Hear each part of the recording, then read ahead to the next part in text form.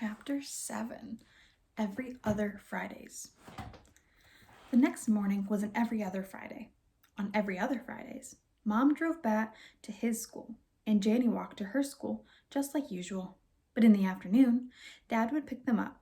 First Bat, whose class let out 20 minutes before Janie's, and they would all go home to his apartment for the weekend. Every other Fridays made Bat uncomfortable, like his skin was on too tight. Bat liked it when things followed a pattern, and every other Fridays broke the pattern. This every other Friday was the worst one Bat had ever experienced because it meant that it would be 3 days until he saw his skunk kit again. He had begged Mom to let him take the skunk to Dad's house, but Mom refused. "The baby skunk needs to be with me," she said. "I'll take him to work, and the vet techs can watch him while I'm with other patients. Besides, Bat, I don't think your dad is a fan of skunks." Bat even tried pretending to be sick so that he could stay home instead of going to school. He told Mom that he had a sore throat and achy ears. Bat hardly ever lied. It made him feel itchy. But even though Mom's patients were animals rather than humans, she was still kind of a doctor. She shined a light into his ears, made him say, "Ah," as she looked down his throat. "You're not sick, Bat," she said. "You just want to stay home with the skunk kit." "But he needs me," Bat whined. "Bat," Mom warned, "don't let yourself get all worked up, okay?" Sorry, said Bat. "We can help raise the kit this month as a family, as long as you keep doing all of the regular stuff too. School and Dad's and homework and everything. If the skunk kit is too big of a distraction, then I can get Lawrence to take him home in the evenings." Lawrence was Bat's favorite vet tech at Mom's clinic.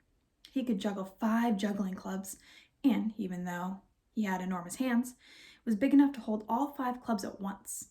He was so gentle. He had the deepest voice that Bat had ever heard, deep like space.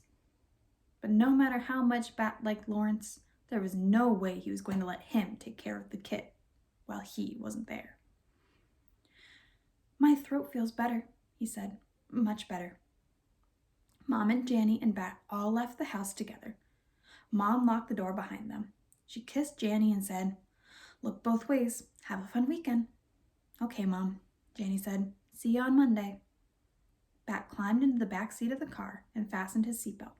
He liked to sit in the middle because someone had once told him that it was the safest seat in the whole car. That was one of the things that he didn't like about every other Fridays. His dad's car, a fast little yellow convertible, didn't have a middle back seat. It just had 2 side back seats with a hump in between.